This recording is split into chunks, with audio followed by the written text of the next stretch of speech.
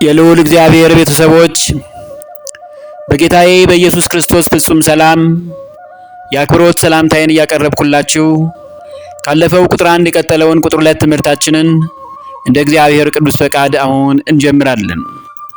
የትምህርታችንም ርዕስ መልካሙን ገድል ተጋድያለሁ የሚለው ነው። ሁለተኛ ጢሞቴዎስ ምዕራፍ 2:4 ቁጥር 7 ላይ ያለውን ማለት ነው። ካለፈው የቀጠለ ትምህርታችንን ነው አሁን እንደ እግዚአብሔር ቅዱስ ፈቃድ የምናየው። መልካም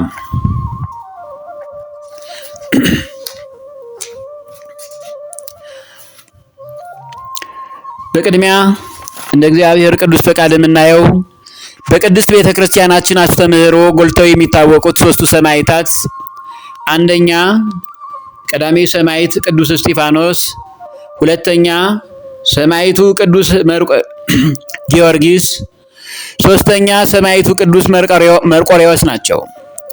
እስጢፋኖስ ማለት የስሙ ትርጉም ወደብ ማለት ነው። የክርክርን ወደብ፣ የቀናትን ወደብ ጸጥ ያደረገው ቀዳሜ ሰማዕት ቅዱስ እስጢፋኖስ ነው። በሌላም እስጢፋኖስ የስሙ ትርጉም የአበባ ዘውድ ማለት ነው። ስለ ሰማዕቱ ቅዱስ እስጢፋኖስ በሚገባ አብራርቶ ያስተማሩን አባት ርዕሰ ሊቃውንት አባ ገብረ ኪዳን ናቸው። ስለዚህ ያንን ቻናል ውስጥ ገብቶ ቲክቶክ ላይም ዩቲዩብ ላይም መማሩና ማየቱ መልካም ነው። የርዕሰ ሊቃውንቱ የአባ ገብረ ኪዳን በረከት ግን እጅግ ይብዛልን። እኚህን አባት በጤና በሰላም እግዚአብሔር ይጠብቅልን። መልካም የሐዋርያት ሥራ ምዕራፍ 7 ቁጥር 51 እስከ 60 ላይ እናንተ አንገተ ደንዳኖች ልባችሁ ጆሮአችሁም ያልተገረዘ እናንተ ሁልጊዜ መንፈስ ቅዱስን ትቃወማላችሁ። አባቶቻችሁ እንደተቃወሙት እናንተ ደግሞ ከነቢያት አባቶቻችሁ ያላሳደዱት ማን ነው? የጻድቁንን መምጣት አስቀድመው የተናገሩትን ገደላችኋቸው ነው ያለው። የእናንተ አባቶች ገድለውታል፣ እርሱን ነው። ጻድቁ የሚለው ክርስቶስን ነው። በመላእክት ሥርዓት ሕግን ተቀብላችሁ ያልጠበቃችሁት እናንተም አሁን እርሱን አሳልፋችሁ ሰጣችሁ፣ ገደላችሁትም አላቸው። ይሄ ነው የሆነው። ይህንንም በሰሙ ጊዜ በልባቸው በጣም ተቆጡ፣ ጥርሳቸውንም አፋጩበት። መንፈስ ቅዱስንም ተመልቶ ወደ ሰማይ ትኩር ብሎ ሲመለከት የእግዚአብሔርን ክብር ኢየሱስንም በእግዚአብሔር ቀኝ ቆሞ አየና እነሆ ሰማያት ተከፍተው የሰው ልጅም በእግዚአብሔር ቀኝ ቆሞ ያለው አለ። በታላቅ ድምፅም እየጮሁ ጆሮአቸውን ደፈኑ። በአንድ ልብ ሆነውም ወደ እርሱ ሮጡ። ከከተማም ወደ ውጭ አውጥተው ወገሩት። እግዚአብሔር ክርስቶስን ሰማያት ከፍቶን የእግዚአብሔር የክርስቶስን ክብር አሳየው። ኢየሱስ ክርስቶስን በእግዚአብሔር ቀኝ ቆሞ ፈራጅ አምላክ ሆኖ አየሁት። በታላቅ ድምፅ ግን ይሄን ሲሰሙ ጆሮአቸውን ደፈኑ። ዛሬ ስለ እውነተኛ ትምህርትና ስለ ክርስቶስ ፍቅር ሲነገር ጆሮአቸውን የሚደፍኑ ጥቂቶች አይደሉም። ጆሮአቸውን የሚያሳክክባቸው ትውልድ በዝተዋል። ከእግዚአብሔር ቃልና ከእውነተኛ ትምህርት ይልቅ የዚህ ዓለምን ቧልትና ፌዝ የሚናፍቁ ጥቂቶች አይደሉም። በአንድ ልብ ሆነው ወደ እርሱ ሮጡ። ከከተማም ወደ ውጭ አውጥተው ወገሩት። ምስክሮችም ልብሳቸውን ሳውል በሚሉት በአንድ ጎበዝ እግር አጠገብ አኖሩ። እስጢፋኖስም ጌታ ኢየሱስ ሆይ ነፍሴን ተቀበል ብሎ ሲጣራ ይወግሩት ነበር ነው የሚለው። ተንበርክኮም እየወገሩት ጌታ ሆይ ይህን ኃጢአት አትቁጠርባቸው ብሎ አንቀላፋ ነው የሚለው። ሳውልም በእርሱ መገደል ተስማምቶ ነበር ነው የሚለው ሐዋርያት ሥራ ላይ። የሚገርመው ግን ቀዳሜ ሰማዕት ቅዱስ እስጢፋኖስ ኢየሱስ ክርስቶስ በቀራንዮ በራስ ቅል ስፍራ በጎልጎታ ራሱን እንደ ብራና ቆዳ ወጥሮ በክቡር መስቀሉ ላይ በተሰቀለ ጊዜ ሞቱ ደቂቃዎች ቀርቶት ሊፈጽም ሲል አንድ ድምፅን አሰማ። ያም ድምፅ 7ቱ አጽርሃ መስቀል የሚባሉትን ጩኸቶች ጮኋል በመስቀል ላይ። ከአንደኛው ሁለተኛው ጩኸት አባት ሆይ የሚያደርጉትን አያውቁምና ይቅር በላቸው ብሎ ጸልዮ ነበር። ቀዳሜ ሰማዕት ቅዱስ እስጢፋኖስ የፈጣሪውን የአባቱን የአምላኩን ትምህርት በተግባር እየተወገረ አባት ሆይ ይህን ኃጢአት አትቁጠርባቸው፣ ጌታ ሆይ ይህን በደል አትቁጠርባቸው ብሎ አንቀላፋ ነው የሚለው። አርአያ የሆነ ታላቅ ቀዳሜ ሰማዕት እስጢፋኖስ ምርጡ ዲያቆን ነው። ይሄ ነው። አንቀላፋ፣ አለፈ። ሳውልም በእርሱ መገደል ተስማምቶ ነበር ይላል። ይህን በማለቱ ቀዳሜ ሰማዕት እስጢፋኖስ የጸለየው ጸሎት ሳውል የተባለውን ቅዱስ ጳውሎስን የክብር ዕቃዬ ነህ ተብሎ እንዲጠራ እንዲመረጥ ጸሎቱ የረዳው መሆኑንም ማወቅ መረዳት አለብን። የሐዋርያው የቅዱስ ጳውሎስ ሐዋርያ ሆኖ መመረጥ የቀዳሜ ሰማዕት ቅዱስ እስጢፋኖስ ጸሎት ነው። ሲወግሩት ለሚወግሩት ሰዎች ልብስ ያዥ ሆኖ በቀዳሜ ሰማዕት ቅዱስ እስጢፋኖስ ሞት የተሰማማም ነበር ሐዋርያው ቅዱስ ጳውሎስ ሳውል እየተባለ ሲጠራ። ነገር ግን ይህንን ክፉውን ነገር በጸሎቱ አርቆለት የክብር ዕቃዬ ተብሎ ቅዱስ ጳውሎስ እንዲመረጥ ሆነ። ጸሎቱ የቀዳሜ ሰማዕት ቅዱስ እስጢፋኖስ ጸሎት ነው። የአባታችን የቀዳሜ ሰማዕት ቅዱስ እስጢፋኖስ በረከቱ ይደርብን፣ አሜን።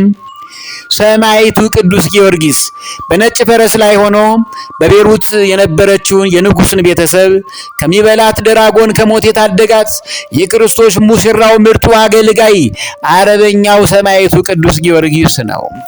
ሰማዕቱ ቅዱስ ጊዮርጊስ ከ20 ዓመቱ ጀምሮ ለ7 ዓመታት ያህል ስለ ኢየሱስ ክርስቶስ ፍቅር የተጋደለ ድንቀኛ ሰማዕት ነው። 3 ጊዜ ሞቶ የመጨረሻው ሰማዕትነትን ክብር ሚያዝያ 23 ቀን ሰማዕትነትን ተቀብሎ በክብር አርፏል። የሰማዕቱ ቅዱስ ጊዮርጊስ በረከቱም ጸጋውም ይብዛልን ይደርብን፣ አሜን። ሰማዕቱ ቅዱስ መርቆሬዎስ በመጋል ፈረስ በጥቁል ፈረስ ነው ብዙውን ጊዜ የሚቀመጠው። መርቆሬዎስ ማለት አብ የሚወደው የአብ ወዳጅ ማለት ነው። በሌላም የጌታችን የኢየሱስ ክርስቶስ አገልጋይ ማለት ነው። ለሰማዕቱ መርቆሬዎስ 3 አክሊላት ወርደውለታል። አንደኛ ስለ ንጽሕናው፣ ሁለተኛ በስሙ ስላመነ፣ ሶስተኛው በስሜ ደምህን ስላፈሰስክ ሲል 3 አክሊላትን አዘጋጀለት። ሐዋርያው ቅዱስ ጳውሎስም ይህን ክብር በመጽሐፍ ቅዱስ ይገልጦታል። በእውነቱ አሁንም የቀዳሜ ሰማዕት ቅዱስ እስጢፋኖስ፣ የሰማዕቱ ቅዱስ መርቆሬዎስ እንዲሁም የሰማዕቱ ቅዱስ ጊዮርጊስ ጸጋ በረከታቸው በእኛም ላይ ይብዛልን፣ አሜን። ሐዋርያው ቅዱስ ጳውሎስ ስለ ኢየሱስ ክርስቶስ ፍቅር የተቀበለውን መከራ ደግሞ እንመልከት። ሁለተኛ ቆሮንቶስ ምዕራፍ 11 ቁጥር 22 እስከ 29 ላይ እንዲህ ይላል፣ ነገር ግን በሞኝነት እላለሁ፣ ማንም በሚደፍርበት እኔ ደግሞ እደፍርበታለሁ። ዕብራውያን ናቸውን? እኔ ደግሞ ነኝ። የእስራኤል ወገን ናቸውን? እኔ ደግሞ ነኝ። የአብርሃም ዘር ናቸውን? እኔ ደግሞ ነኝ። የክርስቶስ አገልጋዮች ናቸውን? እንደ እብድ ሰው እላለሁ ያለው ራሱን እብድ አድርጎ እኔ እበልጣለሁ ከ12 ሐዋርያትም ጭምር ብዙ ተጋድሎን ተጋድያለሁ። መልእክቴም ከሮሜ እስከ ዕብራውያን 14 ነው። በድካም አብዝቼ በመገረፍ አብዝቼ በመታሰር አትርፌ በሞት ብዙ ጊዜ ሆንኩ አለ። ስለ ክርስቶስ ፍቅር ከትላንት ወዲያ ቀዳሜ ሰማዕት ቅዱስ እስጢፋኖስንና ብዙዎችን ያሳድድ የነበረ ለሞት ያበቃ ያ ሳውል የተባለ የጎበዝ አለቃ በኋላ በእርሱ ጸሎትና በእግዚአብሔር ቸርነትና ጥሪ መሰረት ስለ ክርስቶስ ፍቅር ስለገባው እርሱ ተሳዳጅ ሆነ፣ እርሱ ተወጋሪ ሆነ። 3 ጊዜ በበትር ተመታው፣ 1 ጊዜ በድንጋይ ተወገርኩ አለ። ቅዱስ ቀዳሜ ሰማዕት እስጢፋኖስ ሲወገር የነበረ ተባባሪ እንደገና ስለ ክርስቶስ ፍቅር በድንጋይ ተወገረ። እሱም መልሶ መርከቤ 3 ጊዜ ተሰበረ፣ ሌሊትና ቀንም በባህር ውስጥ ኖርኩ፣ ብዙ ጊዜ በመንገድ ሄድኩ፣ በወንዝ ፍርሃት፣ በወንበዴዎች ፍርሃት፣ በወገኔ በኩል ፍርሃት፣ በአሕዛብ በኩል ፍርሃት፣ በከተማ ፍርሃት፣ በምድረ በዳ ፍርሃት፣ በባህር ፍርሃት፣ በውሸተኞች ወንድሞች በኩል ፍርሃት ነበረብኝ። በድካምና በጥረት ብዙ ጊዜም እንቅልፍ በማጣት በራብና በጥም ጊዜም ብዙ ጊዜም በመጦም በብርድና በራቁትነት ነበርኩ ስለ ክርስቶስ ፍቅር ሲል። የቀረውንም ነገር ሳልቆጥር ዕለት ዕለት የሚከብድብኝ የአብያተ ክርስቲያናት ሁሉ ሐሳብ ነው አለ። ብዙ መከራን ቅዱስ ጳውሎስ ስለ እግዚአብሔር ፍቅር ተቀብሏል። በጣም ግን ከዚህ መከራ እርሱን ያሳሰበው የአብያተ ክርስቲያናት ሁሉ ሐሳብ ነው። ዛሬ አባቶቼ ከሊቃነ ጳጳሳቱ ጀምሮ በቅዱስ ሲኖዶስ ያሉ አባቶችን፣ ሊቃውንቱ፣ መምህራን፣ ሰባክያነ ወንጌል፣ በሁሉ አድባራት ያሉ የሁሉ ቤተክርስቲያን አገልጋዮች፣ አስተዳዳሪዎች እንደ ጳውሎስ እንኳን ባይሆን የአብያተ ክርስቲያናትና የሕዝበ ክርስቲያን ነገር ይደንቃቸዋልን? ይቆጫቸዋልን? ስለ በጎች የሚያዝኑበት ጉዳይ አላቸውን? ይሄን ለነሱ ተዋዋለሁ። እኔን ጨምሮ ለጠፉት ወገኖች የሚያስቡ አባቶች አሁን አሉን? ነው በራሳቸው ምኞት ውስጥና ምቾት ውስጥ ነው ያሉት። ይሄን ለነርሱ ተዋዋለሁ። አባቶቼ ደጋጎቹ ግን በጾምና በጸሎት እየተጉ ነው። እንደኔ ደካማ የሆኑት ግን ሌላ ዓለም ላይ ነው ያሉት። ይህንን ሕዝበ ክርስቲያን ወደም ያውቃሉ። ፊልጵስዩስ ምዕራፍ 1 ቁጥር 27 እስከ 30 ላይ ይሁን እንጂ መጥቼ ባያችሁ ወይም ብርቅ በአንድ ልብ ስለ ወንጌል ሃይማኖት አብራችሁ እየተጋደላችሁ በአንድ መንፈስ እንድትቆሙ ስለኖሯችሁ ሰማ ዘንድ ለክርስቶስ ወንጌል እንደሚገባ ኑሩ ነው ያለው። በአባቶቻችን ዘንድ በአንድ መንፈስ የመቆም ጸጋ አለን? በዲያቆናቱና በቀሳውስቱ መካከል በአንድ መንፈስ የመቆም ነገር አለን? በሌሎች ቤተ እምነት ያሉት የእኛን ሃይማኖት ሲቃወሙ እኛም የእነሱን ስንቃወም በተቃውሞና በጥልና በክርክር ጽድቅ ሳንሰራ የክርስቶስ መምጫው ጊዜ ደረሰ። ሁሉ እንደ እምነቱ ይሁንና እግዚአብሔርን በማሰብ እስቲ በጎ እንስራ። መወነጃጀሉን፣ አንዱ አንዱን ማሳደዱን ይተው። እርስ በርስ በአባቶቻችን ዘንድ ያለውን በጥቅም ያለውን ሽኩቻ እንተው። ይህንን እግዚአብሔር አይፈልግም። በዚህ ምክንያት የሚመጣ መቅሰፍት ከባድ ነውና በአንድም ነገር እንኳ በተቃዋሚዎች አትደንግጡ ነው ስለ እውነተኛ ክርስቲያኖች። ይህም ለእነርሱ የጥፋት ለእናንተ ደግሞ የመዳን ምልክት ነው ያለው። ይህም እግዚአብሔር ነው። ይህ ስለ ክርስቶስ ተሰጥቷችኋልና ስለ እርሱ መከራ ደግሞ ልትቀበሉ እንጂ በእርሱ ልታምኑ ብቻ አይደለም። ክርስቶስ ፍጹም አምላክ ነው ብሎ ማመን ብቻ ሳይሆን ስለ ክርስቶስ ፍቅር እንደ አባቶቻችን ነቢያት፣ እንደ አባቶቻችን ሐዋርያት፣ እንደ ሰማዕታቱ እንደ ቅዱሳኑ ሰማዕትነትን እስከ መቀበል ልንደርስ ይገባል ነው። በእኔ ያያችሁት አሁንም በእኔ እንዳለ የምትሰሙት ያው መጋደል ደርሶባችኋልና በአሩሲና በዙሪያዋ ያሉ ክርስቲያኖችና አገልጋዮች፣ ካህናት፣ ቀሳውስት፣ ዲያቆናት ይህ መጋደል ደርሶባቸዋል። የአባቶቻችን ነቢያትና ሐዋርያት በረከት ነው የደረሳቸው። ሰማዕታት ናቸው። የቀዳሜ ሰማዕት ቅዱስ እስጢፋኖስና የሰማዕቱ ቅዱስ መርቆሬዎስ፣ የሰማዕቱ ቅዱስ አባታችን ጊዮርጊስ በረከት እንዲሁ ደርሶባቸዋልና በእውነት የነዚህ ሰማዕትነትን የተቀበሉ የቅርብ ጊዜ ሰማዕታት በረከት በእኛም ላይ ይደርብን። አሜን። ወደ ቆላስይስ ሰዎች ምዕራፍ 2 ቁጥር 1 እስከ 2 ላይ ስለ እናንተና በሎዶቅያ ስላሉት ፊቴንም በሥጋ ስላላዩት ሁሉ እንዴት ያለ ትልቅ መጋደል እንዳለኝ ልታውቁ እወዳለሁና ልባችሁ እንዲጸናና በፍቅርም ተባብረው የእግዚአብሔር ማስተዋል ወደሚገኝበት ወደ መረዳት ባለጠግነት ሁሉ እንዲደርሱ የእግዚአብሔርንም ምስጢር እርሱንም ክርስቶስን እንዲያውቁ እጋደላለሁ ነው ያለው። ብዙዎች የእግዚአብሔር ምስጢር የሆነውን ክርስቶስን ፍጡር ነው፣ አማላጅ ነው በእውነት እያሉ የሚናገሩ በስህተት ጎዳና ሄደዋልና እኒህ የተሳሳቱትን ሰዎች ወደ ጽድቅ መመለስ በራሱ ትልቅ ተጋድሎ ነው። ይህ እግዚአብሔር ምስጢር ይባላል። ስንቶች በዚህ ነገር እየተጋደሉ ነው? ወይስ እርስ በርስ በመከራከርና በማይጠቅም እኔ እበልጣለሁ በሚል ክርክር ውስጥ ያለ ነው? ይህ ከንቱ ነው። ጊዜያችሁን አትግደሉ፣ ጊዜያችሁን አታቃጥሉ። መምህራን ሰባኪያነ ወንጌል አንደኛ ተሰሎንቄ ምዕራፍ 2 ቁጥር 1 እስከ 2 ላይ ወንድሞቼ ሆይ ራሳችሁ ወደ እናንተ መግባታችን ከንቱ እንዳልሆነ ታውቃላችሁና፣ ነገር ግን እንደምታውቁት በፊልጵስዩስ አስቀድመን መከራ ተቀበልን፣ ተንገላታንም፣ በብዙ ገድል የእግዚአብሔርን ወንጌል ለእናንተ እንናገር ዘንድ በአምላካችን ደፈርን ነው ያለው። በብዙ ገድል፣ በመራብ፣ በመጠማት፣ በመሳደድ፣ በመቸገር፣ በመነቀፍ፣ በመዋረድ፣ በመቀጥቀጥ፣ በሐሜትና በተለያየ አይነት መከራ የእግዚአብሔርን ወንጌል ይህ ተጋድሎ ነውና ለእናንተ እንናገር ዘንድ በአምላካችን ስም በአምላካችን በእውነት ፈጣሪነቱ ስም ደፈርን ነው ያለው ቅዱስ ጳውሎስ። እንዲህ አይነቱን ጸጋ ሰባኪያነ ወንጌል መምህራን እንዲኖራቸው ይገባል። እግዚአብሔር ጸጋውን አብዝቶ ይስጠን። አሜን። አንደኛ ጢሞቴዎስ ምዕራፍ 6 ቁጥር 11 እስከ 12 ላይ እንዲህ ይላል፣ አንተ ግን የእግዚአብሔር ሰው ሆይ ከዚህ ሽሽ፣ ጽድቅንና እግዚአብሔርን መምሰል፣ እምነትንም፣ ፍቅርንም፣ መጽናትንም፣ የዋህነትንም ተከታተል፣ መልካሙን የእምነት ገድል ተጋደል ነው ያለው።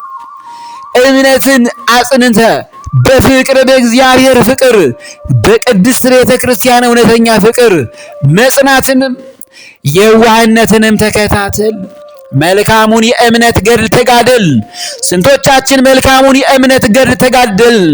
ይህን የእምነት ገድል የጎደለን ስንቶቻችን ነን? አዎ ያላችሁ አሉ። ግን ለእንደዚህ አይነቱ የእምነት ተጋድሎ ክርስቲያን ሰባኪያነ ወንጌል መምህራኖች ያስፈልጉናል። የተጠራልነትን በብዙ ምስክሮች ፊት በመልካም መታመን የዘላለም ሕይወትን ያዝ ነው ያለው። የተጠራ ነው ለዚህ ነው እንድንመረጥ በመልካም መታመን ነው። አባቶቻችን እግዚአብሔር የሰጠንን ስልጣንና ክብር ይሄን ጸጋቸውን በመልካም መታመን ጠብቀውታል። ስለ ዘላለም ርስት ኢየሩሳሌም ሰማያዊት ፍቅሩ አላቸው። ብዙዎች እነርሱን ተከትሎ እንዲጸድቅ ተጋድሎ አላቸው። ይህንን እግዚአብሔር ይመረምራል። በብዙ ጉድለት ቤተክርስቲያን እውነተኛ አባቶችን ያጣችበት ጊዜ ቢኖር አሁን ነው። በእርግጥ ደጋጋ አባቶች አሉን። በዚህ ልክ ግን ህዝበ ክርስቲያንን ማሰናከል ተገቢ አይደለም። በመልካም መታመን ነው። በገንዘብም በንብረትም ባደራ መቀበልም ይህን አደራ ቤተክርስቲያን እግዚአብሔር ለቤተክርስቲያን አደራ እንዲቀበሉ እንዲጠብቁ የሰጣቸው ንጹሕ ሆነው አደራቸውን ተቀብለው ለተተኪ የጽድቅ ትውልድን አፍርተው ማለፍ ሲገባ በማይጠቅም የዚህ ዓለም ገንዘብ ሽኩቻ ውስጥ መግባት ተገቢ አይደለም። የመልካም መታመን ነገር በቤተ ክርስቲያን አባቶች ዘንድ እየታየ ነው፣ በእኔም ጭምር። የዘላለምን ሕይወትን ባለመያዝ እግዚአብሔርን ባለማሰብ ለጊዜያዊ ጥቅም ተንበርክከናል። በንስሐ ወደ እግዚአብሔር ልንመለስ ይገባል። ሁለተኛ ጢሞቴዎስ ምዕራፍ 4 ቁጥር 6 እስከ 8 ላይ በመስዋዕት እንደሚደረግ የኔ ሕይወት ይሰዋልና ነው ያለው። ስለ ክርስቶስ ፍቅር እስከ መስዋዕት ለመድረስ ቅዱስ ጳውሎስ ቆረጠ። የሚሄድበት ጊዜ ደርሷል ነው ያለው። መልካሙን ገድል ተጋድያለሁ፣ በጾም በጸሎትና ራስን መስዋዕት እስከ ማድረግ ደርሻለሁ፣ ሩጫውን ጨርሻለሁ፣ ሃይማኖትን ጠብቄያለሁ፣ ዶግማውን፣ ቀኖናውን፣ ትውፊቱን ጠብቄያለሁ፣ አስጠብቄያለሁም። ወደፊት የጽድቅ አክሊል ተዘጋጅቶልኛል። ይህንንም ጻድቅ ፈራጅ የሆነው ጌታ ያን ቀን ለእኔ ያስረክባል። ደግሞ መገለጡን ለሚወዱት ሁሉ እንጂ ለእኔ ብቻ አይደለም አለ። በራሱ ብቻ አላቆመውም። እንዲህ እግዚአብሔርን በመውደድ ስለ ክርስቶስ ፍቅር፣ ስለ ወንጌሉ ቃል ትምህርት ሰዎች እንዲድኑ የሚታገሉና የሚጋደሉ ወገኖች መጨረሻቸው የኔን መንገድ መከተል ይሆናል ነው ያለው። የእርሱ በረከት ይደርብን። የታላቁ ብርሃን ዓለም ቅዱስ ጳውሎስ ጸጋው ይብዛልን። አሜን። ቁጥር 2 ትምህርታችን ካለን ጊዜ አንጻር እዚሁ ላይ ይቆየን። በመጪው ጊዜ እንደ እግዚአብሔር ቅዱስ ፈቃድ የመጨረሻው ክፍል ቁጥር 3 ይቀጥላል።